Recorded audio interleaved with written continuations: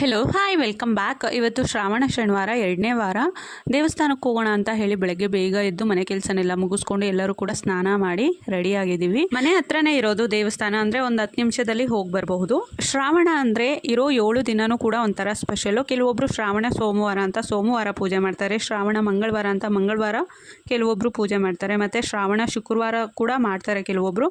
But ನಮ್ಮ ಕಡೆ almost ಎಲ್ಲರೂ ಕೂಡ ಶ್ರಾವಣ ಶನಿವಾರ ಅಂತಲೇ ಮಾಡೋದು. ಅಂದರೆ ಶನಿವಾರ ದೇವಸ್ಥಾನಕ್ಕೆ ಹೋಗಿ ಪೂಜೆ ಮಾಡಿಸ್ಕೊಂಡ್ಬಂದು ಮನೇಲೂ ಕೂಡ ಸ್ಪೆಷಲ್ ಅಡುಗೆ ಮಾಡಿ ಎಡೆ ಎಲ್ಲ ಹಾಕ್ತಾರೆ ದೇವರಿಗೆ. ಬಟ್ ಎಡೆ ಹಾಕುವಂಥ ಪದ್ಧತಿ ನಮ್ಮ ಮನೇಲಿಲ್ಲ.